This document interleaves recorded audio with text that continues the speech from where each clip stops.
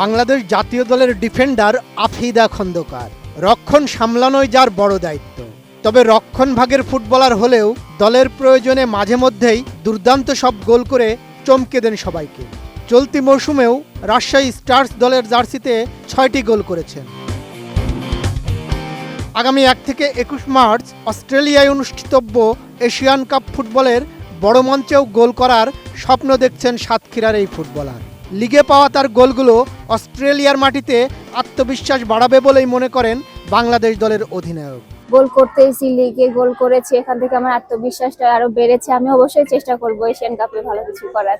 নারী ফুটবল লিগের ম্যাচগুলো এক অর্থে এশিয়ান কাপের প্রস্তুতিও বলা হচ্ছে। এই লিগের ভুলগুলো শুধরে জাতীয় দলে আরও উপভোগ্য ফুটবল উপহার দিতে চান তিনি। এটা হচ্ছে আমাদের এশিয়ান কাপের প্রস্তুতি। এখানে আমরা প্রায় 10-এর মতো ম্যাচ খেলবো, তো এখান থেকে আমরা অনেক ভুল করব, সেখান থেকে শিখবো, ভালো কিছু করব, এর থেকেও বেটার কিছু করার চেষ্টা করব। তো লিগটা অনেক মূল্যায়ন করব, কারণ হচ্ছে যেহেতু আমরা ম্যাচ খেলার ভাবে সুযোগ পাই না, তো যেহেতু সুযোগটা হয়েছে আমরা এখান থেকে অনেক কিছু শেখার চেষ্টা করতেছি।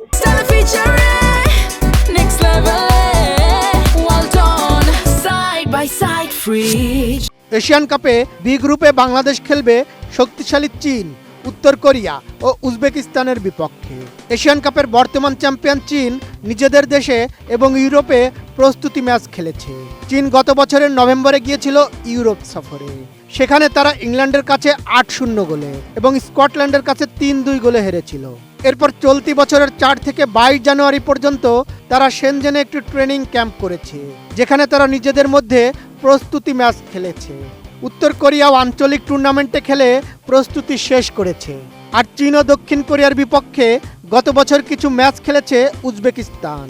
প্রতিপক্ষ দল সম্পর্কে খুব কমই ধারণা রয়েছে আফিদার।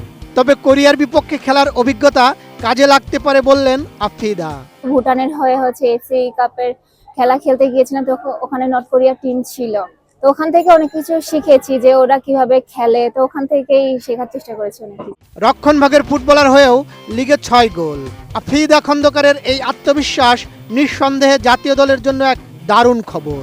শক্তিশালী প্রতিপক্ষদের বিপক্ষে অস্ট্রেলিয়ার মাটিতে কঠিন চ্যালেঞ্জ অপেক্ষা করলেও আফিদার কণ্ঠে শোনা যাচ্ছে উপভোগ্য ফুটবল খেলার প্রত্যয়। লিগের এই ভুলগুলো শুধরে নিয়ে এশিয়ান কাপে বাংলাদেশ দল কতটা চমক দেখাতে পারে এখন সেটাই দেখার বিষয়। বদিউজ্জামান মিলন, এটিএন নিউজ।